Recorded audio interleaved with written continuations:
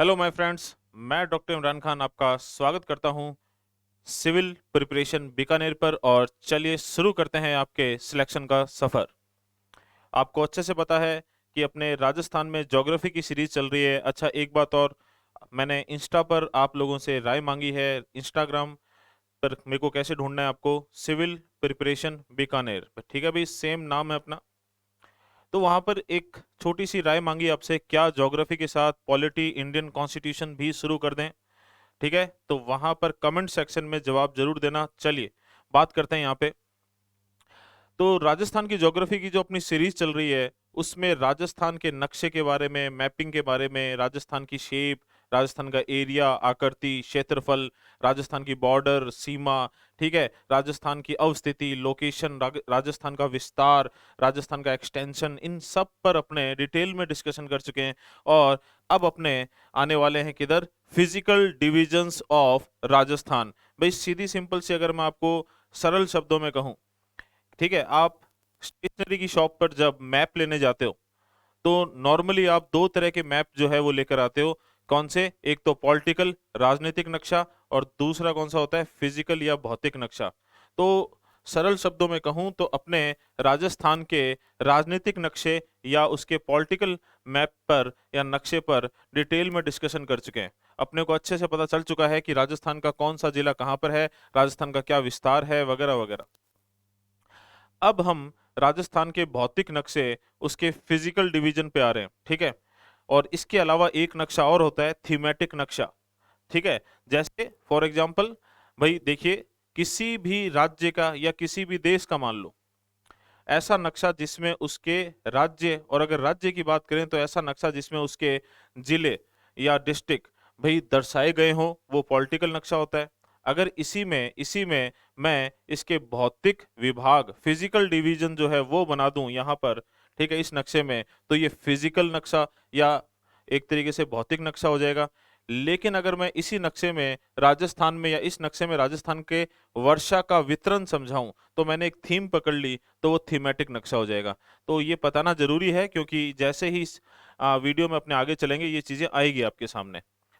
और कैसे आगे बढ़ेंगे, तो नक्शे पे बात करेंगे, साथ साथ ये एक सारणी है। आप देख रहे हो कि राजस्थान के भौतिक प्रदेश है, 4 नाम लिखे हुए हैं यहाँ पे। तो कहीं ना कहीं आपको पता चल गया कि राजस्थान के फिजिकल डिवीजन या भौतिक प्रदेश कितने? 4 हैं।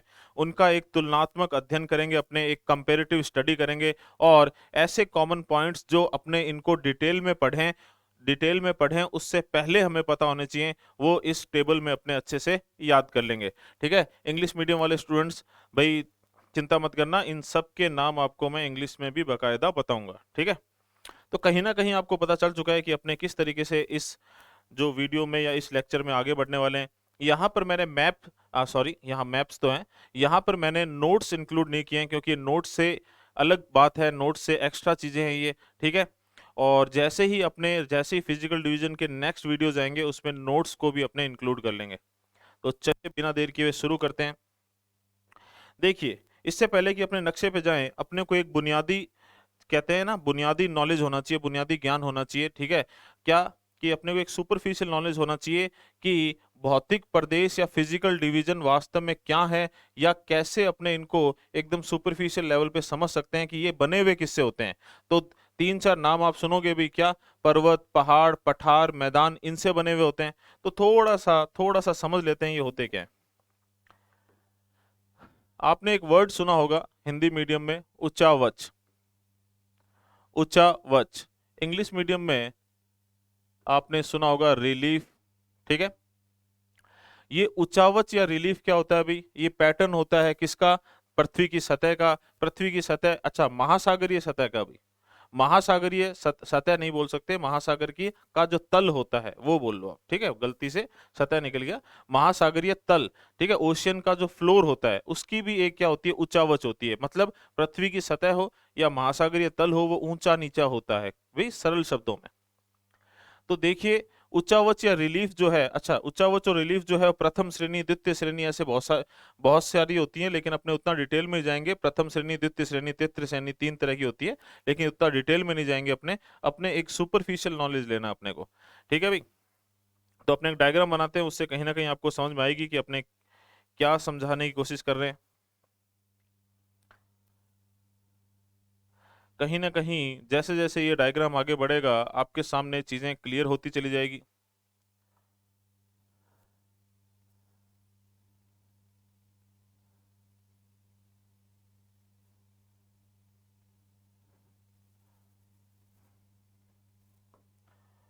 थोड़ा सा धैर्य बना के रखें बस। आपको महासागर के तल और पृथ्वी की सतह, ठीक है, दोनों के ही उच्चावच के बारे में एक जरूरी नॉलेज जो होना चाहिए वो इससे हो जाएगा। अब आपको कहीं ना कहीं क्लियर होगा कि ये डायग्राम क्या है और अपने इसमें क्या दर्शाने वाले हैं या क्या इसमें डिस्कस करने वाले हैं भाई। तो अब आपके एकदम क्लियर है कि ये एक महासागर है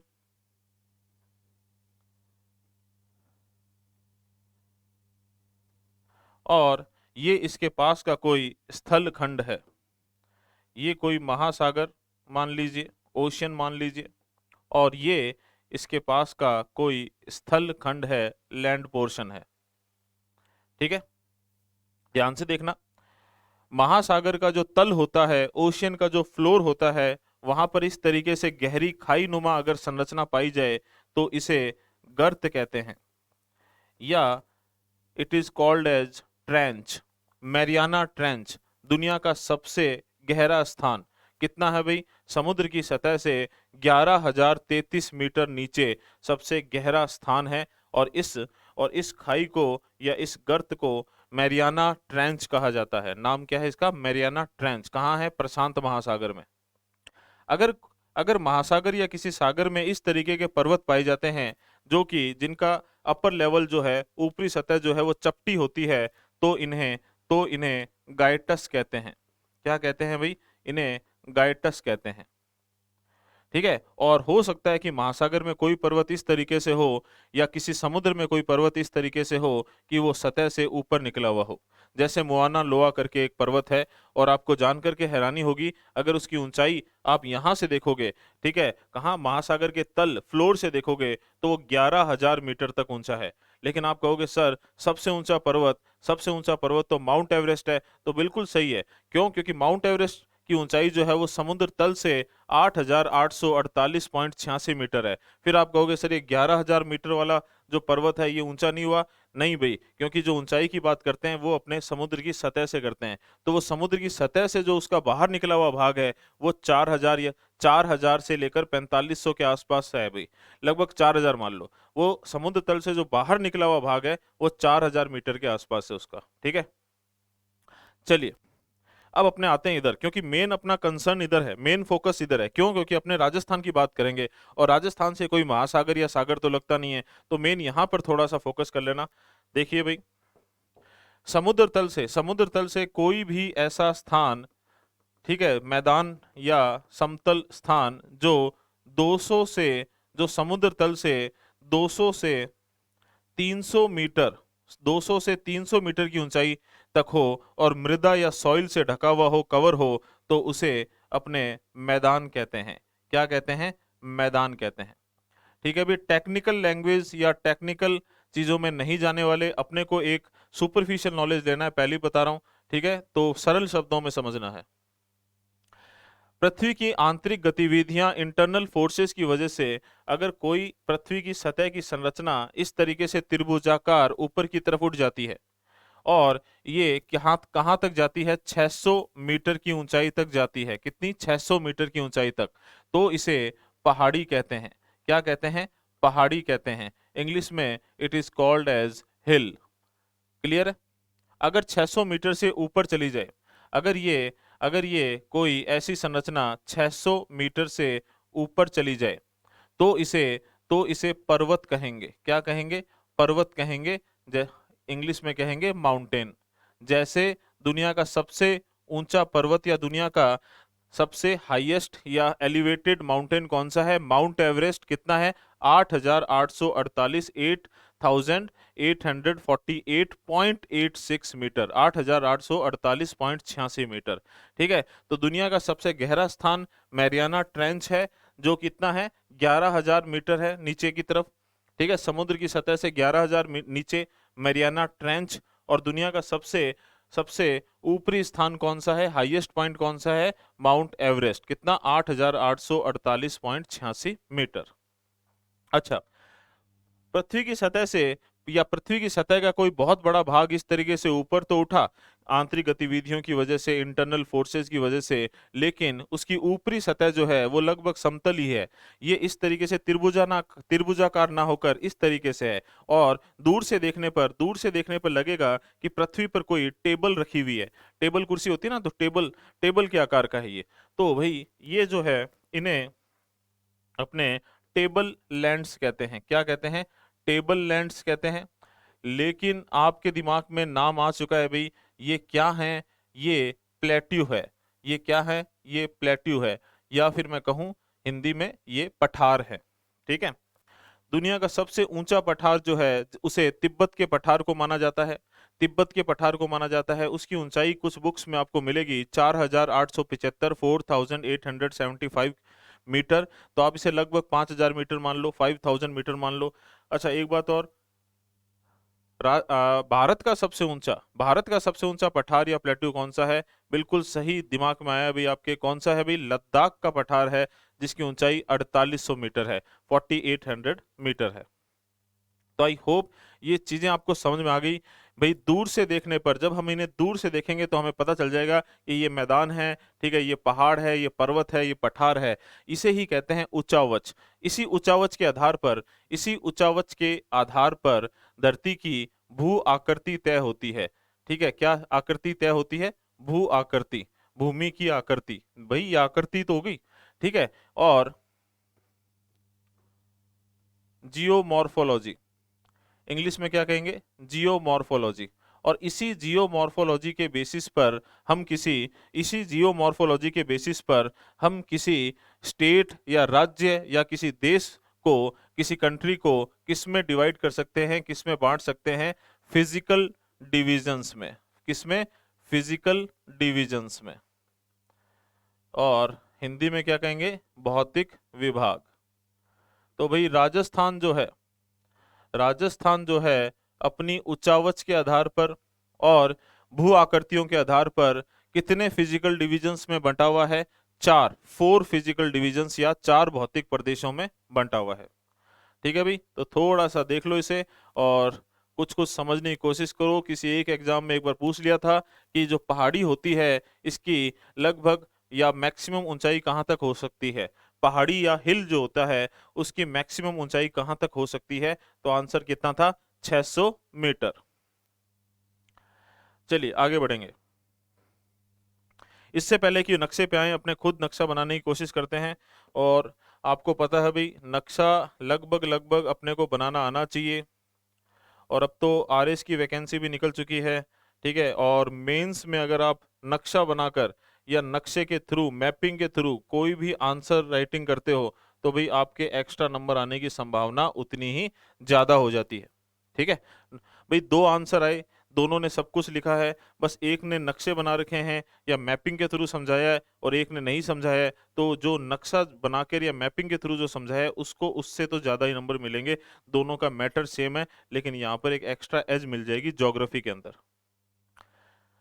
ठीक है, अगर ऐसा नहीं भी बनाना आता है तो देखिए इस तरीके से,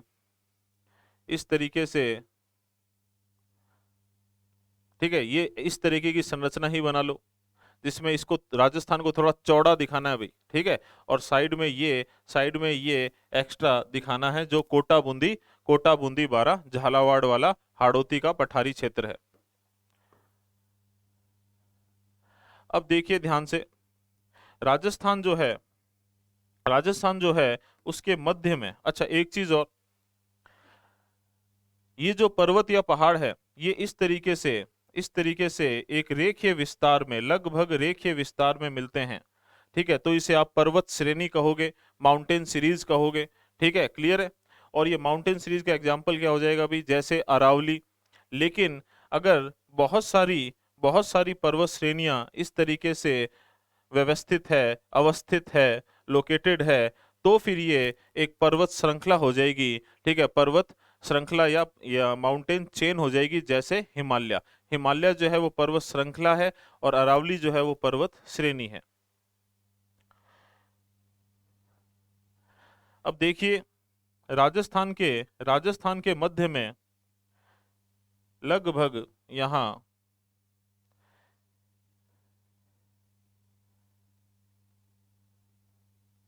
एक पर्वत श्रेणी है भाई। ठीक है, और इस पर्वत श्रेणी का नाम आपको अच्छे से पता है, बिल्कुल सही दिमाग में आ चुका है आपके, ये है अरावली।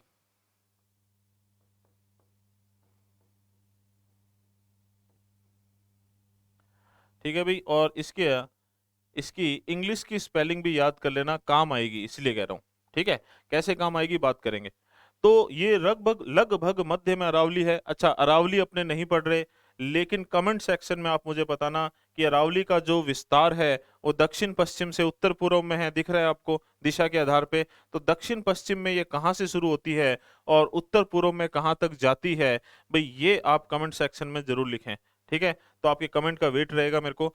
तो अरावली जो है वो लगभग लगभग ऑलमोस्ट राजस्थान के कहाँ है, मध्य में। और अरावली के पश्चिम में और पूर्व में राजस्थान के दो भाग हो गए, वेस्ट और ईस्ट। ये जो वेस्टर्न पार्ट है, पश्चिमी भाग है, ये राजस्थान का डेजर्ट पार्ट है। कौन सा भाग है, डेजर्ट पार्ट, या मैं कहूं कि मरुस्थलीय। ठीक है भाई, और ये जो ईस्टर्न पार्ट है, ठीक है, पूर्वी भाग है, ये कैसा है, ये नॉन डेजर्ट पार्ट है। ये नॉन डेजर्ट पार्ट है। ठीक है भाई, गैर मरुस्थलीय। चलिए, आपके अच्छे से चीज ये समझ आ गई। तो इसका मतलब आपसे कोई पूछ ले कि राजस्थान का जो भौतिक विभाजन है, फिजिकल डिवीजन है, हम किसके आधार पे करते हैं, तो आपका सीधा और स्पष्ट आंसर होगा कि अरावली के आधार पर करते हैं। On the basis of Aravalli Rajasthan is divided into physical divisions. ठीक है भाई, क्लियर है। तो अरावली के आधार पर ये भौतिक विभाजन होता है। अरावली के पश्चिम वाला ये जो भाग है भाई, ये है उत्तर पश्चिमी रेतीला मैदान। ये मरुस्थलीय भाग है, इसको कहते हैं, इसका नाम है उत्तर पश्चिमी रेतीला मैदान। और ये राजस्थान का पहला भौतिक प्रदेश हो गया। ठीक है भाई, फर्स्ट फिजिकल डिवीजन हो गया। North west desert plain. चलिए भाई, अरावली जो है ये खुद दूसरे नंबर का भौतिक प्रदेश हो गया। ठीक है, इसके बाद देखिए, मैंने आपसे चर्चा की थी कि भी एक थीमेटिक नक्शा होता है। अगर मैं राजस्थान में वर्षा का वितरण समझाऊं, तो मैं वर्षा रेखाओं के सहायता से समझाऊंगा। ठीक है, आइसो हाइट लाइंस की हेल्प से समझाऊंगा। कि मैं आपको बताऊंगा कि राजस्थान में दक्षिण पूर्व से, साउथ ईस्ट से अपने अगर उत्तर पश्चिम नॉर्थ वेस्ट की ओर चलते हैं, तो वर्षा जो है या वर्षा की मात्रा जो है वो कम होती चली जाती है। लेकिन इसे हम समवर्षा रेखाओं या आइसोहाइट लाइन से दर्शा सकते हैं। दिमाग में आएगा सर आइसोहाइट लाइन क्या है, तो भाई थीमेटिक मैप्स होते हैं ना, उसमें ये काम आती हैं। जैसे समदाबीय रेखाएं, ठीक है, आइसोबार, समतापीय रेखाएं, आइसोथर्मल। लेकिन अपने यहाँ पे क्या बात कर रहे हैं, सम वर्षा रेखा, आइसोहाइट। भाई अगर मैं नक्शे में एक जैसे वर्षा प्राप्त करने वाले स्थानों को, साल भर में एक समान वर्षा प्राप्त करने वाले स्थानों को मिलाते हुए अगर एक लाइन ड्रॉ कर दूं, एक रेखा बना दूं, तो उसे समतापीय रेखा या आइसोहाइट लाइन बोलेंगे। क्लियर है। जैसे राजस्थान की कुछ रेखाओं की बात करता हूं, सम वर्षा रेखाओं की बात करता हूं। एक समवर्षा रेखा या सेंटीमीटर, इंग्लिश में क्या कहेंगे, आइसो हाइट लाइन। हिंदी में क्या कहेंगे, समवर्षा रेखा। क्लियर है अभी। इसके बाद एक समवर्षा रेखा यहाँ भी है अरावली के पश्चिमी सीमा वेस्टर्न बॉर्डर पर, और ये है 50 सेंटीमीटर समवर्षा रेखा। इसका मतलब क्या है भाई, राजस्थान में यहाँ इन स्थानों पर 75 सेंटीमीटर वार्षिक वर्षा, एनुअल एवरेज रेनफॉल 75 सेंटीमीटर होता है, और अरावली के पश्चिम तक आते आते ये घटकर कम होकर 50 सेंटीमीटर रह जाता है। और ये जो क्षेत्र है ये ये डेजर्ट या मरुस्थलीय भाग है। क्यों? क्योंकि यहाँ 50 सेंटीमीटर से कम वर्षा होती है और वनस्पति जो है बहुत कम पाई जाती है। क्लियर है? आगे आगे चल के इसी लेक्चर में एक और समवर्षा रेखा की बात करेंगे, लेकिन वो थोड़ी देर बाद में करेंगे। अब अपने इस 75 सेंटीमीटर को देखिए। आपको नहीं लग रहा कि अरावली के ईस्ट में या पूर्व में ये जो गैर मरुस्थलीय नॉन डेजर्ट पार्ट है, इसे ये दो भागों में बांट रहा है? तो बिल्कुल सही भाई, एकदम सही अंदाजा लगा है आपका। और देखिए, अरावली और 75 सेंटीमीटर समवर्षा रेखा के बीच का जो भाग है, ये अपना तीसरा भौतिक प्रदेश हो गया। ये अपना कौन सा तीसरा भौतिक प्रदेश हो गया? कौन सा? पूर्वी मैदान। पूर्वी मैदान, ठीक है भाई। और इंग्लिश में कह देंगे इसे eastern planes.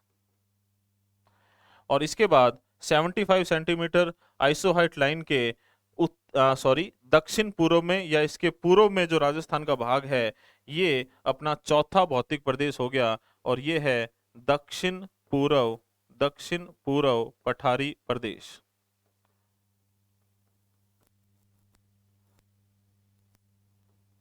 South east plateau reason.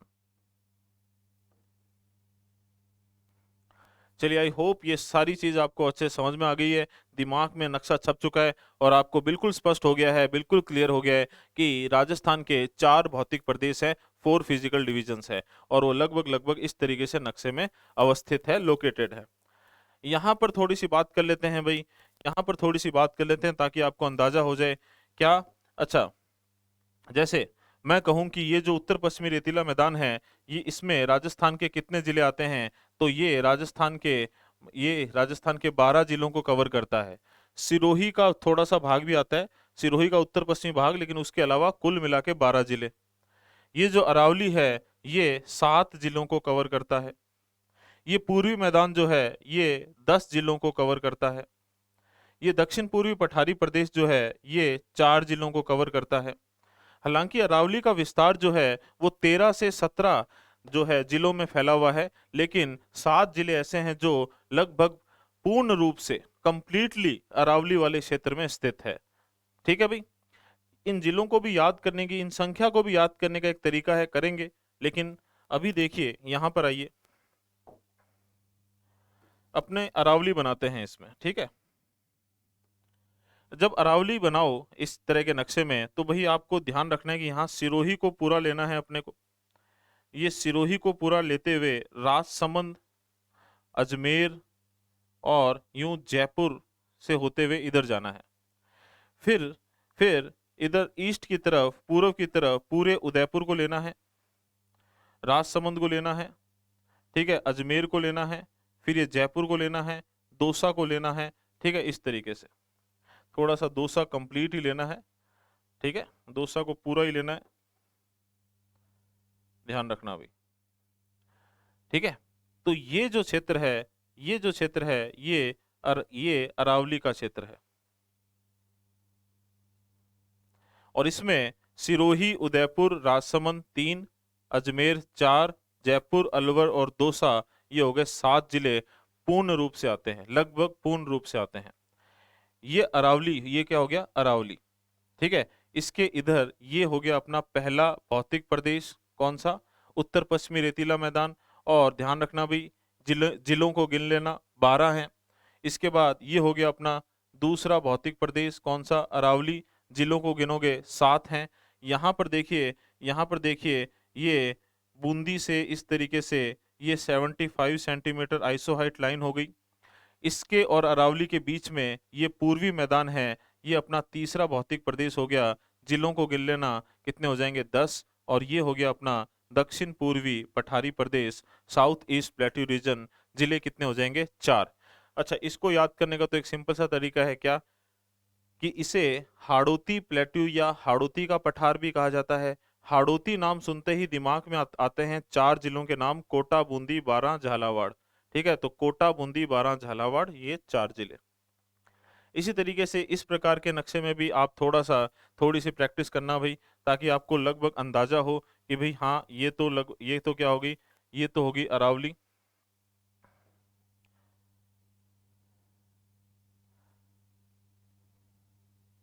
ठीक है, ये तो होगी अरावली, और ये हो गया अपना उत्तर पश्चिमी रेतीला मैदान, ये हो गई अरावली।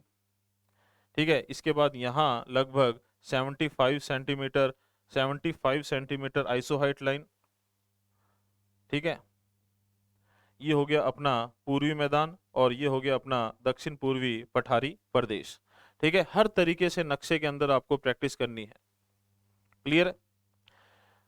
आगे चले, तो अपने अब आ गए हैं कहाँ भाई, एक तरीके से इस टेबल पे।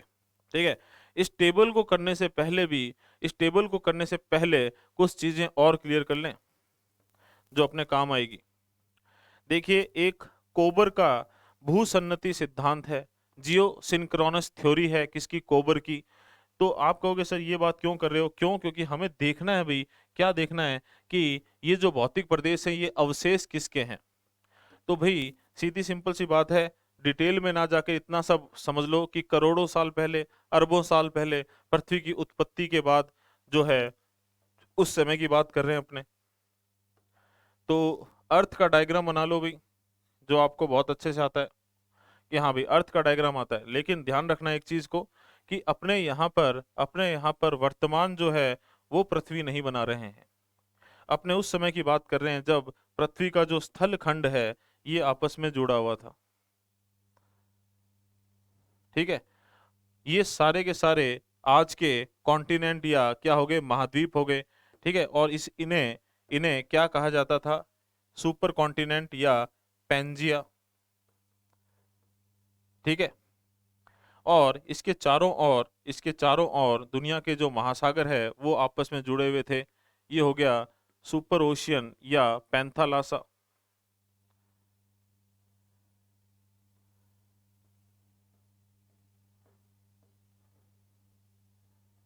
ठीक है भाई, ये क्या हो गया? पैंथालासा।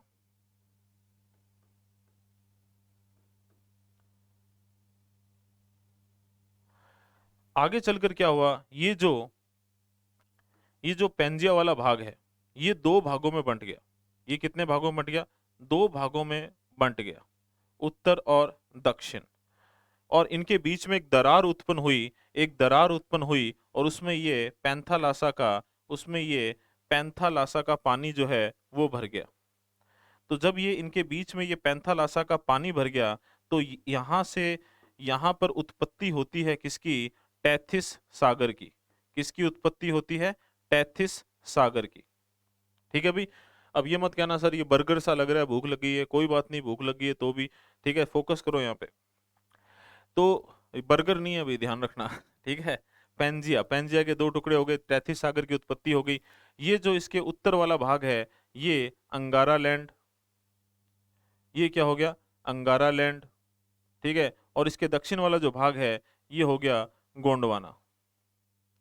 अब देखिए हुआ क्या, अंगारा लैंड के भी टुकड़े हुए, और देखिए एक रफ सा डायग्राम बना देता हूं आपके सामने में। अंगारा लैंड के भी टुकड़े हुए, और इससे इससे एक तो नॉर्थ अमेरिका का निर्माण हुआ, इससे किसका निर्माण हुआ? उत्तरी अमेरिका का निर्माण हुआ।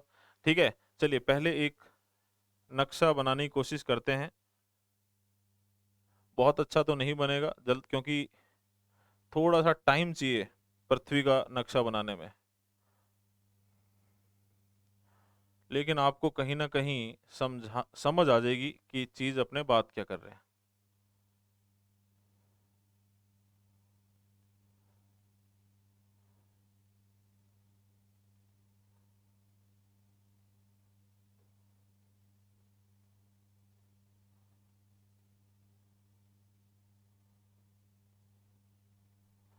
ठीक है भाई। इस तरीके से जो है पृथ्वी पे अलग अलग महाद्वीप बने। अब देखना भाई, ध्यान से देखना, ये जो अंगारा लैंड है, इससे नॉर्थ अमेरिका बना, इससे नॉर्थ अमेरिका बना, और ये यूरोप वाला भाग जो इससे अलग हो गया, यहाँ पर ब्रिटेन है। जब ये अलग हुआ तो ये बीच में एक जगह खाली हो गई, यहाँ पर भी पैंथालासा का पानी भर गया और अटलांटिक महासागर बना। क्लियर है? और देखिए आगे चलकर क्या हुआ, ये यूरोप और एशिया और ये जो नीचे गोंडवाना वाला भाग है ये भी अलग हुआ। इससे नॉर्थ अमेरिका, यूरोप और रसिया बना, ये रूस वाला भाग हो गया। ठीक है, गोंडवाना के टुकड़े हुए, इससे ये साउथ अमेरिका बना, ये अफ्रीका बना, और इस तरीके से इनके बीच में जो है पैंथालासा का पानी भर गया और यहाँ पर किसका निर्माण हुआ, अटलांटिक महासागर का। इसी तरीके से ये अफ्रीका, यहाँ से अफ्रीका से भारत वाला जो भाग है, यूं समझ लीजिए भारत जो है वो इस तरीके से एक बड़ी सी संरचना थी, ये अलग होके अफ्रीका से ये उत्तर पूर्व की तरफ खिसक गया। ठीक है, और यहाँ से ऑस्ट्रेलिया जो है वो अलग होकर, ठीक है, दक्षिण पूर्व की तरफ खिसक गया। ये जो है जाके टकराया किससे, अंगारा लैंड या यूरेशियन वाले भाग से, और यहाँ पर हिमालय की उत्पत्ति हुई और इनके बीच में टैथिस सागर जो है वो समाप्त हो गया। टैथिस सागर वर्तमान में भी आपको पूछ ले कि कौन सा ऐसा सागर है जो टैथिस सागर का अवशेष माना जाता है, तो आपका आंसर होगा भाई भूमध्य सागर, मेडिटेरियन सी। अच्छा, ये अफ्रीका से भारत और ऑस्ट्रेलिया अलग हुए तो यहाँ पर भी एक जगह बनी और यहाँ भी पानी भर गया और हिंद महासागर। उसके बाद में उत्तरी महासागर, दक्षिणी महासागर भी बन गए, और ये जो पैंथालासा था ये पैसिफिक या प्रशांत महासागर के रूप में पाया जाता है। तो इस तरीके से ये सारी संरचनाएं बनी हुई। क्लियर है? क्लियर है एकदम। तो ये बताना जरूरी था क्योंकि ये गोंडवाना और टैथिस सागर जो है ये नाम अपने सामने आने वाले थे। दूसरी चीज, एक और चीज समझ लेते हैं जल्दी से, कि अपना जो भारत है ये भूगर्भिक संरचना के आधार पे, किसके आधार पे, भूगर्भिक संरचना के आधार पे। क्योंकि आप कहोगे सर भौतिक प्रदेश तो भारत में 6 या 5 जो है वो हैं, लेकिन मैं भाई बात कर रहा हूं भूगर्भिक संरचना के आधार पे भारत को हम 3 ही भागों में बांटते हैं। जियोलॉजिकल बेसिस पे हम भारत को 3 पार्ट्स में डिवाइड करते हैं। ठीक है, कौन कौन से? सबसे उत्तर में ये जो है वो हिमालय है। ठीक है भाई, थोड़ा सा धैर्य बनाए रखना क्योंकि चीजें बहुत ही क्लियर और बहुत ही स्पष्ट आपको समझ में आने वाली है। ये है हिमालय। ठीक है, और दक्षिण भारत जो है वो इस तरीके से एक त्रिभुजाकार संरचना है, ठीक है, जो प्रायद्वीपीय पठारी प्रदेश कहलाती है। तो देखिए सबसे पहले जो भारत का भाग बना था वो यही थी, कौन सा, प्रायद्वीपीय पठारी प्रदेश। इंग्लिश में क्या कहेंगे इसको, पेनिनसुलर प्लेट्यू रीजन। पेनिनसुला या प्रायद्वीप मतलब कोई स्थल खंड, कोई लैंड पोर्शन जो 3 ओर से समुद्र से या पानी से घिरा हो। दूसरे नंबर पे भारत में किसका निर्माण हुआ, हिमालय का निर्माण हुआ।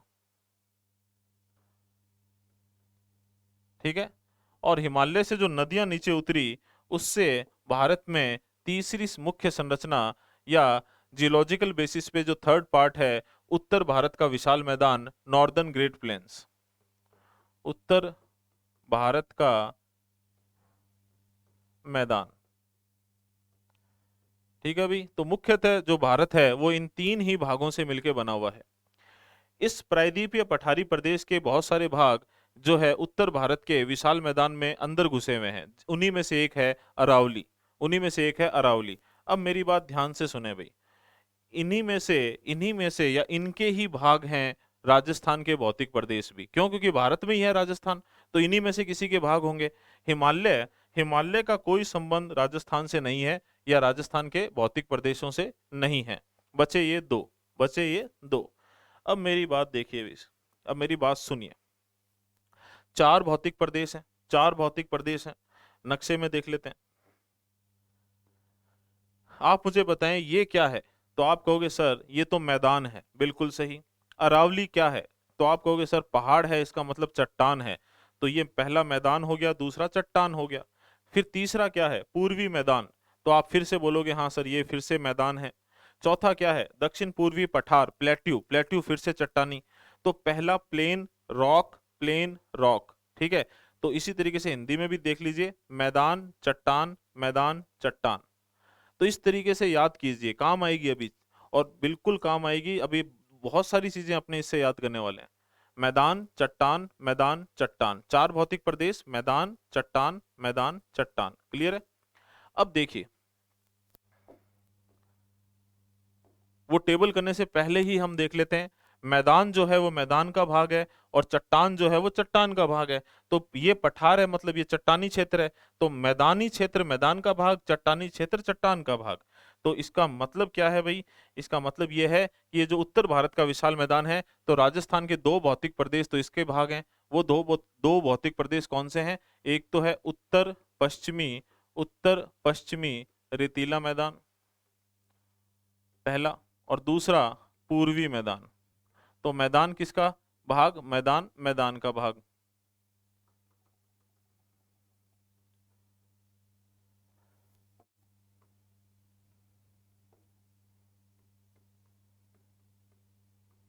ठीक है भाई, क्लियर है? और चट्टान किसका भाग? चट्टान चट्टान का भाग। तो बाकी के जो 2 भौतिक प्रदेश हैं वो इसके, तो 2 कौन से बच गए? एक तो बच गया कौन सा? अरावली, और दूसरा कौन सा बच गया? दक्षिण पूर्वी पठारी प्रदेश।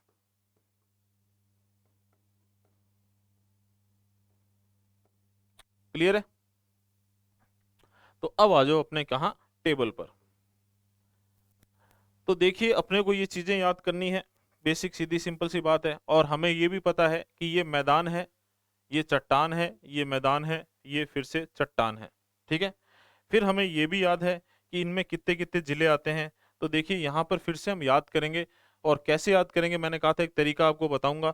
याद कीजिए, याद कीजिए कि दुनिया का सबसे बड़ा मरुस्थल कौन सा है? The largest desert of the world, Sahara मरुस्थल, बिल्कुल सही। सहारा मरुस्थल कहाँ है? अफ्रीका के उत्तरी भाग में है भाई, अफ्रीका के उत्तरी भाग में है। सॉरी, यहाँ अफ्रीका के उत्तरी भाग में है, ठीक है। और अफ्रीका के लगभग 12 देशों में फैला हुआ है। इसका उसका विस्तार कितना है? अफ्रीका के लगभग 12 देशों में। और हमारे वाला मरुस्थलीय भाग कौन सा है? हमारे वाला मरुस्थलीय भाग कौन सा है? उत्तर पश्चिमी रेतीला मैदान। और हमारा जो मरुस्थल है वो हमारे कितने जिलों में फैला हुआ है? 12 जिलों में। सहारा दुनिया का सबसे बड़ा मरुस्थल, 12 देशों में फैला हुआ है। और हमारा मरुस्थल उत्तर पश्चिमी रेतीला मैदान राजस्थान के 12 जिलों में फैला हुआ है। बहुत बढ़िया। अब देखिए, अरावली की इंग्लिश की स्पेलिंग याद कीजिए। तो आप कहोगे सर ARAVALI, या डब्लू मान लो, कुछ भी मान लो। लेकिन अल्फाबेट कितने? 1 2 3 4 5 6 7, तो 7 अल्फाबेट। तो इससे याद कर लो कि अरावली जो है उसमें 7 जिले ऐसे हैं जो संपूर्ण रूप से अरावली में अवस्थित है, ठीक है, स्थित है, लोकेटेड है। हालांकि अरावली का विस्तार, बिखराव जो है वो 13 से 17 जिलों में मिलता है। दक्षिण पूर्वी पठारी प्रदेश, साउथ ईस्ट प्लेट्यू रीजन, जो हाड़ौती का पठार है, पहले उस पे फोकस करो। और हाड़ौती नाम सुनते ही दिमाग में कितने आएंगे? 4 नाम आएंगे, कोटा, बूंदी, बारां, झालावाड़। कोटा, बूंदी, बारां, झालावाड़, कितने नाम आएंगे? 4। और पूर्वी मैदान में कितने हैं? तो इसको याद करने का एक तरीका है भाई। क्या तरीका है? सिंपल सा है। 12 और 7 कितने हो गए? 19। 19 और 4 कितने हो गए? 23। टोटल डिस्ट्रिक्ट कितने हैं? 33। 33 में से 23 माइनस कर दो, तो अपने पास आ जाएंगे कितने? 10। ठीक है। तो पूर्वी मैदान जो है उसमें कितने? 10। क्यों? क्योंकि हमने इसका एक तरीके से याद कर लिया, इसका स्पेलिंग से याद कर लिया, इसका कोटा, बूंदी, बारां, झालावाड़ से कर लिया। तो बाकी कितने बचेंगे? बाकी 10 ही बचेंगे। क्लियर है? आ जाओ आगे। ये टेबल पूरी अच्छे से इसी लेक्चर के अंदर अभी आपको पूरी अच्छे से रट जाएगी भी, ध्यान रखना इस चीज को। तो थोड़ा सा फोकस कर लो, ठीक है। किसका अवशेष है? तो भाई सिंपल सीधी सी चीज है, वापस से एक बार डायग्राम पे चलो। यहाँ पे ये जो हिमालय और उत्तर पश्चिमी रेतीला मैदान है, ठीक है, ये कहाँ है? जहां कभी टैथिस सागर हुआ करता था। क्या हुआ करता था? टैथिस सागर हुआ करता था। और ये जो प्रायद्वीपीय पठारी प्रदेश या पेनिनसुलर प्लेट्यू रीजन है, ये कहाँ है? जहां कभी, या ये किसका हिस्सा है? ये गोंडवाना लैंड का हिस्सा माना जाता है। किसका? गोंडवाना लैंड का हिस्सा माना जाता है। क्लियर है? तो ये गोंडवाना, तो इससे जो बने होंगे वो गोंडवाना के अवशेष। ये टैथिस, तो इससे जो बने होंगे वो टैथिस के अवशेष। और इसको फिर से ऐसे भी याद कर सकते हो। कैसे? पहले लिख लेते हैं। किसका अवशेष है ये है टैथिस सागर का। ये है टैथिस सागर का। अरावली किसका अवशेष है? आप कहोगे सर गोंडवाना लैंड का।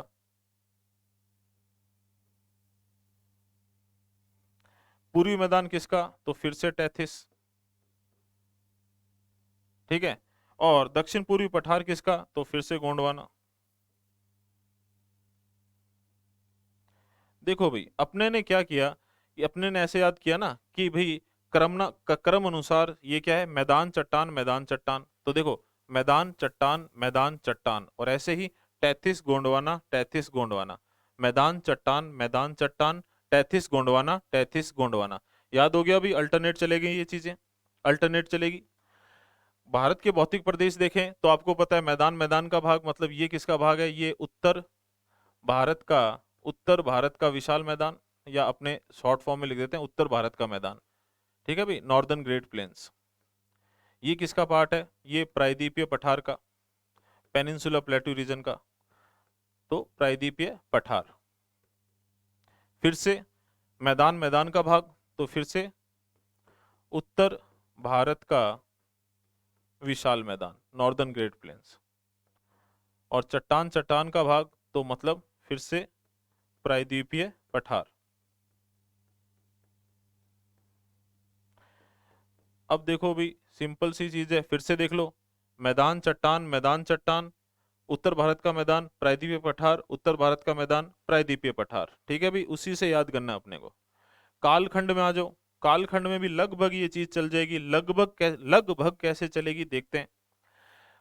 उत्तर पश्चिमी रेतीला मैदान। अच्छा, पृथ्वी का जो भूगर्भिक इतिहास है, जियोलॉजिकल हिस्ट्री है, ये पूरा एक अपना टॉपिक है। कहाँ पर है? ये है आरएस मेंस का टॉपिक, ठीक है। अभी उस पर चर्चा नहीं करेंगे, बहुत ही जटिल टॉपिक है, लेकिन कभी ना कभी उस पर चर्चा जरूर होगी, क्लास में डिटेल में डिस्कशन होगा। यहाँ पर मैं आपको इतना बता देता हूँ कि पृथ्वी अलग अलग कालखंडों में बंटी हुई है, और उसमें से कुछ नाम लेने वाले हैं अपने, ठीक है, एक बार रट लेना। उत्तर पश्चिमी रेतीला मैदान जो है, ये कब बना? ये प्री कैम्ब्री सॉरी,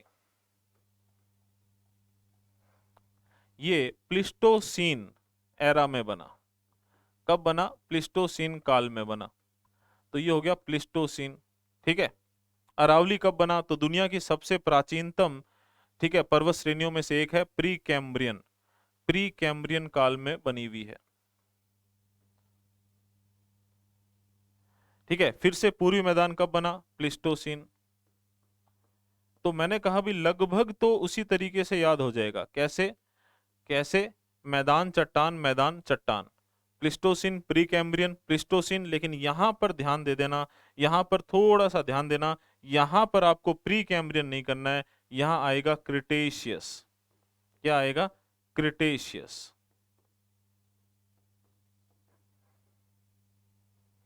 ठीक है भाई। तो यहां पर बस इसके अंदर ये अपनी वाली बात नहीं चल पाएगी। तो ये प्लिस्टोसिन, ये प्री कैम्ब्रियन, प्लिस्टोसिन, और ये क्रिटेशियस काल या क्रिटेशियस एरा। क्लियर है? अब आ जाओ क्षेत्रफल पर। उत्तर पश्चिमी रेतीला मैदान अगर हम नक्शे में देखें, ठीक है, तो कहीं ना कहीं हमें लगेगा कि इन चारों में सबसे बड़ा यही है, इन चारों में सबसे बड़ा यही है, और सबसे ज्यादा जिले भी इसमें आ रहे हैं। तो ये 50% से भी ज्यादा जो है वो क्षेत्रफल कवर करता है। और कितना क्षेत्रफल कवर करता है भाई? तो 61.11%, ठीक है। इसको याद कर लो। इसके बाद में आपको क्या याद करना है, ध्यान से सुन लेना। 9.3, 23.3, 6.3, ठीक है, 0.3 है। तो ये है अरावली, 9.3% क्षेत्रफल। ये है 23.3% क्षेत्रफल और ये है 6.3% क्षेत्रफल। बस ध्यान करना, ये 6.3 नहीं है, ये 6.29 है, 6.29 है। ठीक है, क्यों? क्योंकि ये 61.11 है, तो जोड़ोगे तो आप 100% बन जाएंगे ये। तो ये याद, अपने ने 6.3 क्यों लिखा? क्योंकि ऐसे क्रम बन जाएगा, 9.3, 23.3, 6.3। क्लियर है? तो इस तरीके से याद कर लेना भाई। ठीक है, और ये वास्तव में कितना है? 6.29 है। तो ये क्षेत्रफल हो गया, क्षेत्रफल प्रतिशत हो गया। अब हम बात करते हैं पॉपुलेशन कितनी निवास करती है। तो फिर से देखिए, यहाँ पर आइए, राजस्थान के भौतिक प्रदेश कितने? 4। तो ये जो पहले दो हैं इनमें 50%, तो ये 3 और 4 में कितने? इनमें 50%। तो अरावली और ये हमारा मरुस्थलीय भाग है, जो पहले दो में राजस्थान की 50% जनसंख्या निवास करती है, तो बाकी में कितनी करेगी? 50% ही करेगी। तो दोनों में 50-50 कर लेते हैं। लेकिन ये 50-50 का बंटवारा किस तरीके से होगा, ये देखिए, ध्यान से देखना इधर।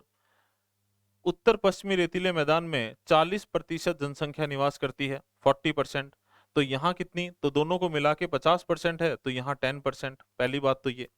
अब कैसे याद करना है? 40 में से 1 माइनस कर दो, 40 में से 1 गए, 39, 39%।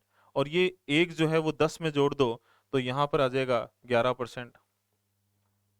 ठीक है भाई, 40%, 10%, 40 में से 40 में से एक गए, 39, 39%, ये एक 10 में जोड़ दो, 11%, 11%। क्लियर है? चलिए आगे बढ़ते हैं। बात करते हैं जलवायु या क्लाइमेट की। ठीक है भाई, ये तो हो गया कौन से पीरियड में। अवशेष क्या होते हैं भाई? रेमनेंट, इंग्लिश में कहते हैं रेमनेंट। ठीक है, ये हो गए इंडियन फिजिकल डिवीजन के कौन से पार्ट होंगे? इंडियन फिजिकल डिवीजन में मतलब ये कौन से इंडियन फिजिकल डिवीजन का पार्ट होंगे ये। ठीक है, इसके बाद ये हो गया अभी एरिया, ये हो गया पॉपुलेशन। जलवायु जो है वो हो गया क्लाइमेट। तो यहाँ पर हमें वापस जाना पड़ेगा, और मैंने आपसे कहा था अभी एक समवर्षा रेखा और है जिसकी हम बात करेंगे। तो ध्यान से देखिए, अरावली के अरावली के ईस्ट में, पूर्व में, ये जो नॉन डेजर्ट या गैर मरुस्थलीय भाग है, इसे दो भागों में कौन सी समवर्षा रेखा बांटती है? तो आप कहोगे 75 सेंटीमीटर समवर्षा रेखा बांटती है। अरावली के पश्चिम में ये जो उत्तर पश्चिमी रेतीला मैदान है, इसे दो भागों में कौन सी समवर्षा रेखा बांटती है? तो देखिए, ध्यान से देखना भाई, कौन सी समवर्षा रेखा बांटती है? 25 सेंटीमीटर समवर्षा रेखा बांटती है। इसका मतलब यह है कि राजस्थान में अपने दक्षिण पूर्व से उत्तर पश्चिम की ओर आएंगे तो वर्षा की मात्रा 75, 75, उसके बाद में 50 और कम होती होती 25, और इधर इसके पश्चिम में तो 25 से भी कम हो जाएगी। इसका मतलब ये बहुत ज्यादा शुष्क क्षेत्र है। तो यहाँ की जो जलवायु है, यहाँ की जो जलवायु है वो कैसी होगी? शुष्क होगी। ठीक है, और इंग्लिश में कहेंगे इसे एरिड। ठीक है भाई, तो ये उत्तर पश्चिमी रेतीला मैदान दो भागों में बट गया। ये हो गया शुष्क मरुस्थल, एरिड डेजर्ट, जिसे भारत का महान मरुस्थल, ग्रेट इंडियन डेजर्ट भी कहते हैं। लेकिन अभी आप इसको ये इस तरीके से ध्यान रखो कि हम बात कर रहे हैं किसकी? किसकी? जलवायु की। तो इस क्षेत्र की जलवायु है ये जो भाग है 25 से लेके 50 या 25 से लेके अरावली के बीच का, यहाँ पर वर्षा की मात्रा थोड़ी सी बढ़ी, और यहाँ जो जलवायु है वो कैसी हो गई? शुष्कता थोड़ी सी कम हुई, तो ये हो गया अर्ध शुष्क। तो ये हो गया अर्ध शुष्क मरुस्थल वाला भाग, जिसे राजस्थान बांगर भी कहते हैं। ठीक है, और इंग्लिश में क्या कहेंगे? Semi arid. Semi arid. वर्षा की मात्रा और बढ़ी, और यहाँ अरावली वाले क्षेत्र में जो है क्लाइमेट या जलवायु कैसी होगी? उप आर्द्र। उप आर्द्र। ठीक है भी, इसे कहेंगे इंग्लिश में सब ह्यूमिड। वर्षा की मात्रा और बढ़ गई, और पूर्वी मैदान में ये जो क्लाइमेट है या ये जो जलवायु है वो कैसी होगी? आर्द्र। आर्द्र। ठीक है भी, इसे इंग्लिश में क्या कह देंगे? ह्यूमिड। यहां पर वर्षा की मात्रा और बढ़ी, और यहां पर जो जलवायु है वो कैसी होगी?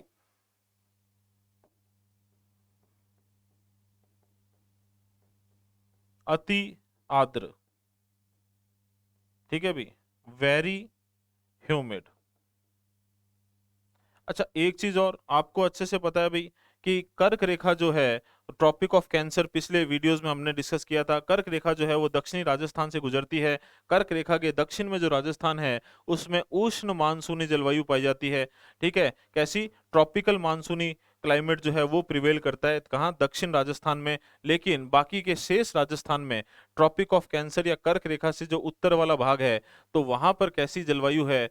तो आपका आंसर होगा सर कि वहां उपोष्ण मानसूनी जलवायु है। तो राजस्थान की जलवायु संपूर्ण राजस्थान की जलवायु मुख्यतः कैसी है? उपोष्ण मानसूनी। ठीक है, और इसे आप इंग्लिश में कह सकते हो हॉट टेम्परेट मानसूनी।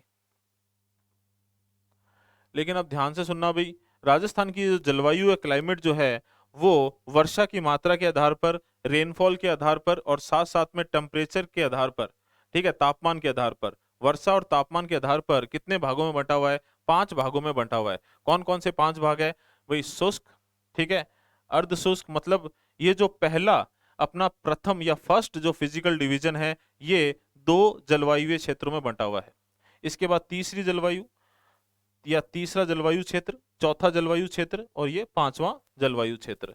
तो फिजिकल डिवीजन कितने? भौतिक प्रदेश कितने? 4। ठीक है, जलवायु प्रदेश या क्लाइमेटिक जोन कितने? 5। क्लियर है? और संपूर्ण राजस्थान की जलवायु कैसी? उपोष्ण मानसूनी, हॉट ट्रॉपिकल मानसूनी। चलिए अब आ जाओ अपने कहा टेबल में। तो भाई कैसी जलवायु? तो उत्तर पश्चिमी रेतीले मैदान की तो 2 तरह की जलवायु होगी। कौन कौन सी? एक तो हो जाएगी शुष्क, एरिड, और दूसरी कौन सी हो जाएगी? अर्ध शुष्क, सेमी एरिड। ठीक है भाई। अरावली की कैसी? तो अब आपको याद है, अभी थोड़ी देर पहले याद किया अपने ने, ये हो जाएगी उप आर्द्र, उप आर्द्र। उसके बाद में पूर्वी मैदान की कैसी हो जाएगी? ये हो जाएगी आर्द्र, ह्यूमिड। और इसके बाद में दक्षिण पूर्वी पठारी प्रदेश की कैसी हो जाएगी? अति आर्द्र, वेरी ह्यूमिड। चलिए भाई, क्लियर है? वनस्पति की बात करें तो देखिए भाई, सिंपल सीधी सी चीज है कि ये जो शुष्क क्षेत्र है, ठीक है, नक्शे में आपने देखा होगा जैसलमेर वाला क्षेत्र है, तो इस क्षेत्र में तो भाई कैक्टस मिलते हैं, नागफनी मिलते हैं, ग्वारपाठा मिलता है। इन पौधों में क्या होता है? इन पौधों में क्या होता है भाई इस क्षेत्र में, ठीक है, इन पौधों में क्या होता है? जो तना होता है वो पत्तियों का काम करता है, लीव्स का काम करता है, फोटोसिंथेसिस, प्रकाश संश्लेषण जो है वो तने में होता है, और पत्तियां या लीव्स जो होती है वो कांटों में बदल जाती है। सबने देखा हुआ है। और ऐसी जो वनस्पति है उसे क्या कहते हैं? मरूदभिद वनस्पति या जीरोफाइट्स कहते हैं। क्या कहते हैं? जीरोफाइट्स, कैक्टस वगैरह।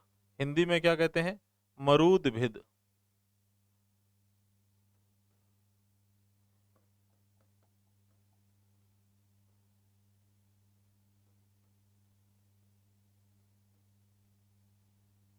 ठीक है भाई। अब ध्यान से सुनना भाई, थोड़ा सा अगर यहां समझ नहीं आ रहा है तो यहां लिख देता हूं मैं।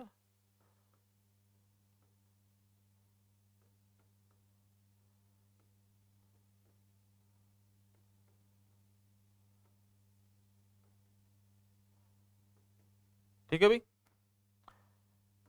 अब देखिए, इसके बाद में ये उत्तर पश्चिमी रेतीला मैदान है, इसी के अंदर अर्ध शुष्क जलवायु पाई जाएगी, और यहाँ यहाँ कंटीली झाड़ियां मिलती है। यहाँ क्या मिलती है? कंटीली झाड़ियां। ठीक है भाई। और इन्हें ही, कंटीली झाड़ियों को ही एक नाम और देते हैं, यहाँ पर जगह नहीं है तो कोई बात नहीं, अपने आगे लिख देते हैं, या फिर थोड़ा सा कहीं और लिख देते हैं भाई, इसके इधर लिख देता हूं मैं। इसी को, कंटीली झाड़ियों को ही स्टेपी वेजिटेशन भी कहा जाता है। और अगर आप नक्शे में देखोगे तो भाई यहाँ बीकानेर है, और इसी क्षेत्र की बात हो रही है। बीकानेर पे बात की थी अपने ने, क्या? कंटीली झाड़ियों के वनों की अधिकता की वजह से ही इसे जांघल प्रदेश कहा गया। ठीक है अभी, थॉर्नी बुशेस कह सकते हैं इंग्लिश में। क्या कह सकते हैं? थॉर्नी बुशेस कह सकते हैं, या स्टेपी वेजिटेशन। ये जो अरावली वाला भाग है भाई, यहाँ पर कैसी जलवायु है? उप आर्द्र। और यहाँ पर जो वनस्पति होगी वो कैसी होगी? वो होगी पर्वतीय वनस्पति। ठीक है, पर्वतीय क्षेत्र है तो पर्वतीय वनस्पति। ठीक है भाई। अच्छा एक चीज और, इंग्लिश में क्या बोलेंगे इसे? Mountainous vegetation. क्लियर है? चलिए आगे बढ़ते हैं। पूर्वी मैदान, पूर्वी मैदान में कैसी वनस्पति होगी? ध्यान से सुनना भाई, अभी रिसेंटली 2 एग्जाम्स में लगातार क्वेश्चन आए थे। ठीक है, सीईटी वगैरह में आया था किसी में, या फिर शायद तक जो एलडीसी वाला था उसमें आया था, और कुछ बच्चे गलत करके आ गए थे। क्यों करके आ गए थे? क्योंकि राजस्थान में वन्य क्षेत्र ज्यादा कहाँ है? यही है। अब राजस्थान में कौन सा वन होगा? सदाबहार वन होंगे क्या? नहीं। उप सदाबहार वन होंगे क्या? नहीं। भी एवरग्रीन और सब एवरग्रीन तो होंगे नहीं। उसके अलावा एवरग्रीन के बाद में कौन से आते हैं? ठीक है, उसके बाद में आते हैं वेट डेसिडुअस, ठीक है, आर्द्र पर्णपाती। उसके बाद में आते हैं शुष्क पर्णपाती, ड्राई डेसिडुअस। राजस्थान में ड्राई डेसिडुअस या शुष्क पर्णपाती वन है। ध्यान से सुन लेना भाई।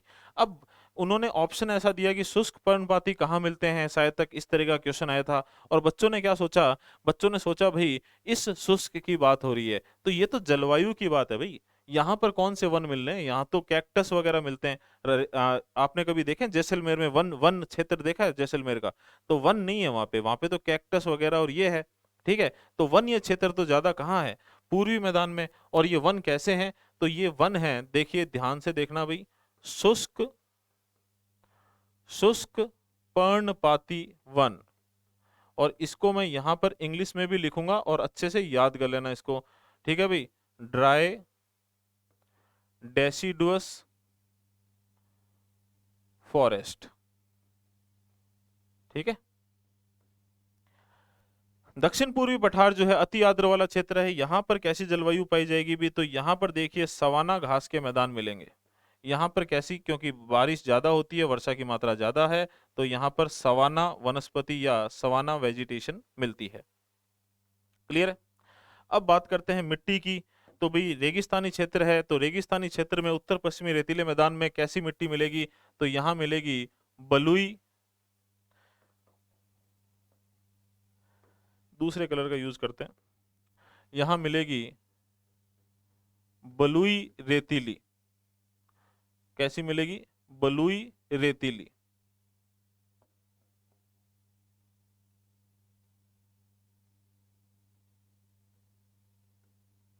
ठीक है भाई, डेजर्ट सैंड मिलेगी यहाँ पे।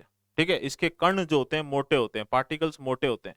इसीलिए जैसलमेर में क्या होता है, दिन के समय इनका सरफेस एरिया ज्यादा होता है, तो ये दिन के समय ऊष्मा का ज्यादा अवशोषण करती हैं। और जो ऊष्मा का ज्यादा और तेजी से अवशोषण करते हैं, वो ऊष्मा का उत्सर्जन, ठीक है, एमिट भी उतनी जल्दी करते हैं। जो एब्जॉर्प्शन जल्दी करेंगे वो एमिट भी जल्दी करेंगे। तो रात जो है वो, रात को ये मिट्टी ऊष्मा का उत्सर्जन करके जल्दी से ठंडी हो जाती है। इसीलिए जैसलमेर में क्या होती है भी, गर्मियों के दिनों में दिन बहुत ज्यादा गर्म और रातें जो है दिन की तुलना में बहुत ज्यादा ठंडी हो जाती है।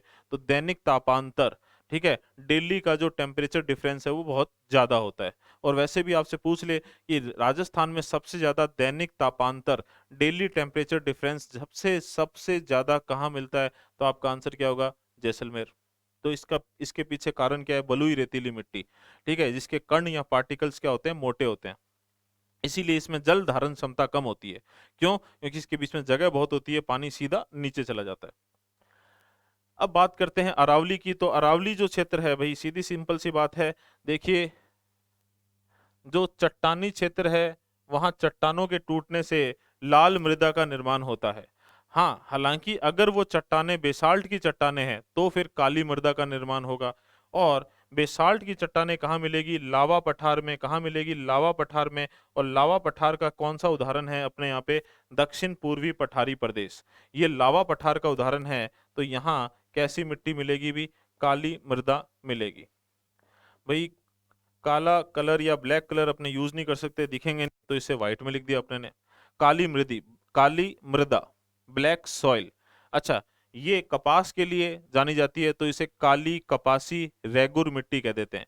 ठीक है, इंग्लिश में ब्लैक कॉटन रेगुर सॉइल कह देते हैं। अब देखिए ये जो पूर्वी मैदान है, यहाँ नदियों का जाल पाया जाता है। और यहाँ पर नदियों के जल के द्वारा लाई गई मिट्टी, समझ गए ना, जलोढ़ मिट्टी, जल पर लोड होकर आई मिट्टी, इंग्लिश में एलुवियल सॉइल। तो यहाँ मिलेगी भाई कौन सी? जलोढ़ मिट्टी। जलोढ़, ठीक है, इंग्लिश में कह देंगे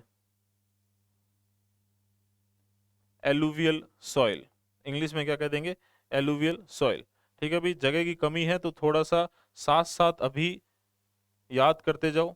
और एक चीज और, ये जो टेबल है या ये जो पीडीएफ है इससे बनेगी, जो अपने पढ़ा रहे हैं अभी, तो ये भी मैं आपको क्या करूंगा, या वैसे तो करता ही हूँ, अपने टेलीग्राम चैनल कौन सा, सिविल प्रिपरेशन बीकानेर पर शेयर कर दूंगा। और यहाँ पर कुछ समझ ना आए तो वहां पर आपको जब वो फोटो मिल जाएगी, ये सेम फोटो मिल जाएगी, तो उसमें देख लेना।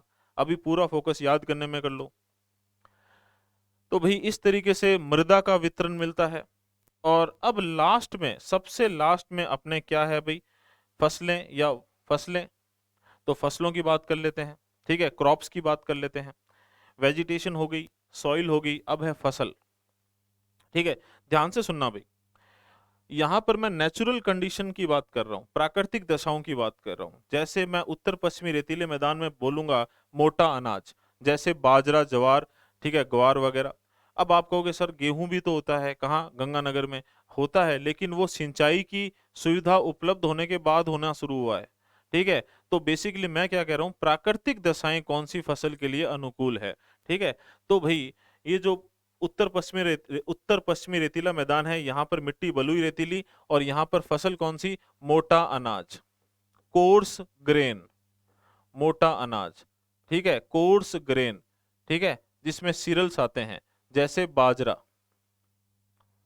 ठीक है, ग्वार,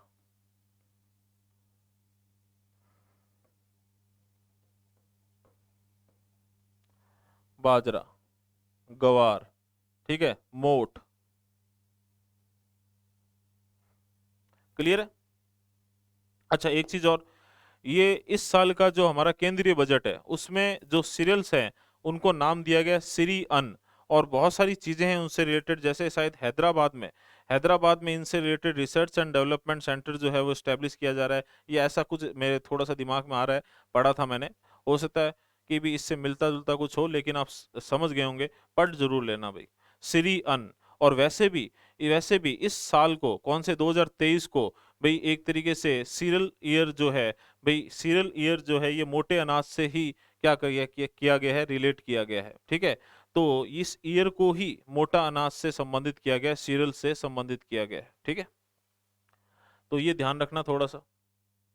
इसके बाद में बात करते हैं अरावली की।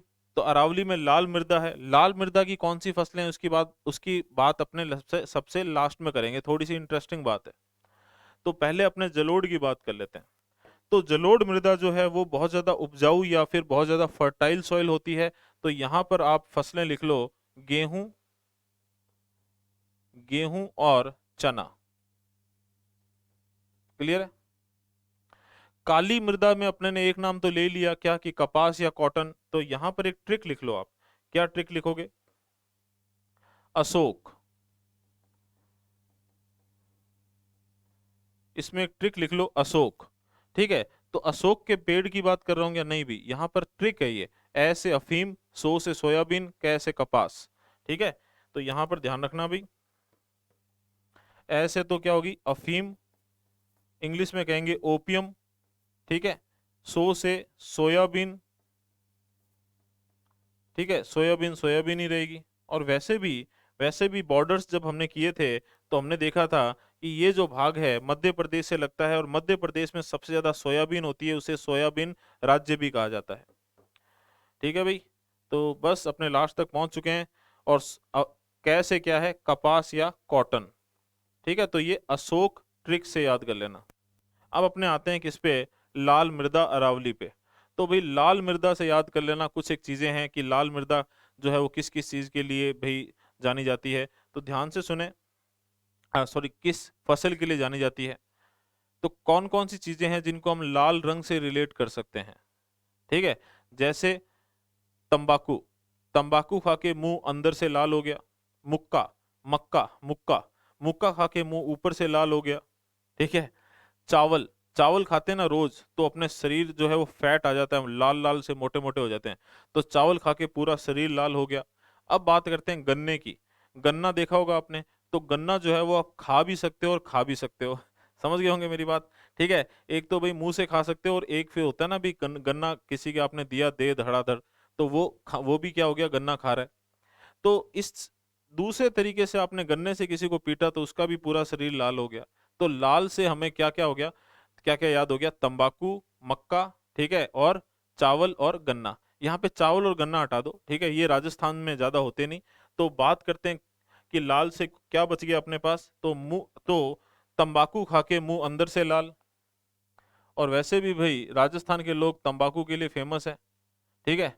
चलते चलते अचानक ऐसे कोई मोटरसाइकिल जा रहा है और थोड़ा सा मुंह इधर किया, तो समझ जाना, अगर आप उसको ओवरटेक करने वाले हो, कि भैया ओवरटेक मत कर लेना अभी, वरना पूरी लाल पिचकारी आएगी फिर। ठीक है। तो ऐसा हो सकता है किसी के साथ हुआ हो, मेरे एक दोस्त के साथ हुआ था, और इत्तेफाक से मैं पीछे बैठा था, और मेरे को इतनी ज्यादा हंसी आई, उसने मोटरसाइकिल रोक ली, मेरे दोस्त ने, और वो कह रहा है कि यार तू हंस हंस क्यों रहा है। तो मैंने कहा यार भाई सीन ही ऐसा हो गया, ठीक है, इतनी ज्यादा हंसी आई। वो कह रहा है उसको रोक, मैं कहा पहले मैं हंसी रोकूं या उसको रोकूं, वो तो जाता रहा अपना काम करके। तो भाई ये ध्यान रखना, तंबाकू वाली चीज, कि कोई भी मोटरसाइकिल चलाते चलाते अचानक हाथ करे तो वो इधर मुड़ेगा, मुंह ऐसे करेगा, तो समझ जाना भाई कि पिचकारी आने वाली है। हाँ भाई, इसके बाद में तंबाकू के साथ साथ मक्का, मेज, ठीक है। तो आई होप इस तरीके से ये सारी चीजें आपको याद हो जाएगी, तो ध्यान से इसको देख लीजिए। थोड़ा सा कैमरा जो है मैं मूव कर देता हूँ ताकि आपको ये टेबल अच्छे से दिखाई दे दे, थोड़ा इधर करना पड़ेगा। हाँ भाई, ठीक है। तो अब आपको ये टेबल अच्छे से दिख रही होगी, और चाहिए और चाहो तो इसका स्क्रीनशॉट ले लो भाई। और ये टेबल जो है इसमें बहुत सारे कॉमन पॉइंट्स हैं, इसमें बहुत सारे कॉमन पॉइंट्स हैं जो आपको याद होने चाहिए, ठीक है।